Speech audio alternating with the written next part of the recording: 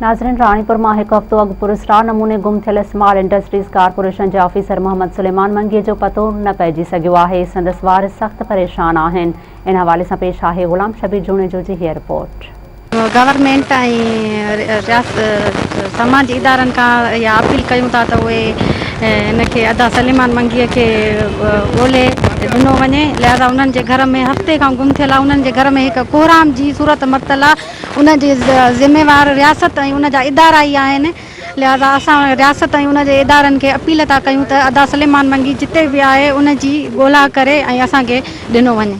पहिरें ॾींहं ताईं असां जेको आहे उहो राणीपुर थाने में एनसी कटराईसीं। पहिरियनि 7 ॾींहंनि ताईं कंहिं बि क़िस्म जो को बि रिस्पॉन्स न आयो असांखे। हाणे जेको नओं SHO तैनात थियो आहे उन सां राब्तो कयो आहे कलोके ॾींहं जे अंदरि।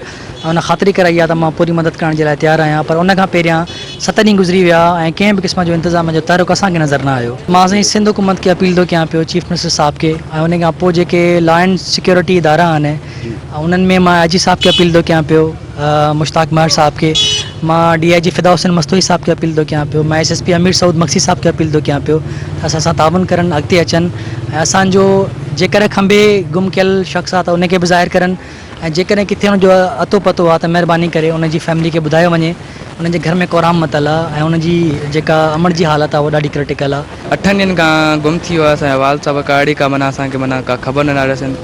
असां 8 माने असां पहिरें ॾींहं ते असां NC कटराए छॾीसीं राणीपुर पुलिस। त असां 8 ॾींहं थिया का अहिड़ी का माना न को का कई त न कहिड़ी का असां इहा अपील था कयूं त असांजे पंहिंजे वाल साहब माना जहिड़ी हालत में मोटाए ॾे वञे, वापसि कराए। दोस्त ऐं इंतहाई मोतबर माण्हू हुयो जेको हफ़्ते खां घरां निकिरी वियो आहे। उन खां पोइ का ख़बर न आहे किथे आहे। घर में को शख़्स कंहिं बि सबब जे करे निकिरी थो वञे त शायदि इहो अहसासु उन्हनि घर वारनि खे हूंदो ऐं जेकॾहिं कंहिंजो बि भाती जेकर 2-3 ॾींहं घर खां ॿाहिरि हुजे त शायदि उन घर तां छा गुज़रंदी हूंदी। ऐं सलेमान मंगरी 17 ग्रेड जो सिंध स्मॉल इंडस्ट्रीज़ जो ऑफिसर हुयो जेको हफ़्ते खां गुम आहे। त कंहिं बि रियासती इदारे खे का जूं मथे ते न चुरियात हू अची ख़ानदान सां राब्तो कनि ऐं उनखे ॻोल्हे ॾियण में मदद कनि। असां अपील था कयूं त इन में रियासती इदारा फ़ौरन हरकत में अचनि ऐं सलेमान मंगी कहिड़ी बि हालत में किथे बि आहे उहो असांखे ॻोल्हे ॾियनि ताकि बच्चनि ऐं उन्हनि जे घर वारनि जी परेशानी हल थिए। तमामु मौज़ूद शहरी गॾिजिया आहिनि, सियासी समाजी मज़हबी सरापा एहतजाज आहिनि।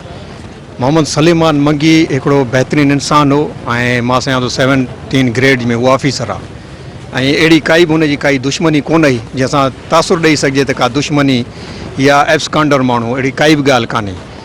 हू सुबुह जो अॼु 8हों ॾींहुं आहे निकितो घर खां ॿाहिरि ऐं गुम थी वियो। इहो वॾी तशवीशनाक अमल आहे।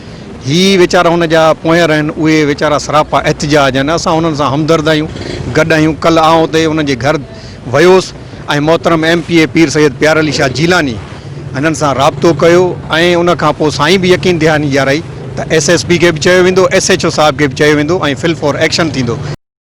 नाज़रीन, अवां सलेमान मंगी जे वारसनि जा वीचार ॿुधा। उन्हनि जो इहो ई चवणु आहे त अॼु 8 ॾींहं थी चुको आहे जेका सिंध हुकूमत ऐं हितां जी पुलिस इंतज़ामिया आहे उहा असांजे हमराह खे ॻोल्हाइण में नाकाम थी चुकी आहे। असां वस वारनि ऐं सिंध हुकूमत खे वरी बि पुरज़ोर अपील था कयूं त असांजे हमराह जी जेको आहे सो जांच कराए ऐं असांखे पंहिंजो हमराह जेको आहे सो मोटराए ॾिनो वञे। कैमरामैन जुनेद सां गॾु गुलाम शबीर जूणे जो मेहरान TV न्यूज़ राणीपुर।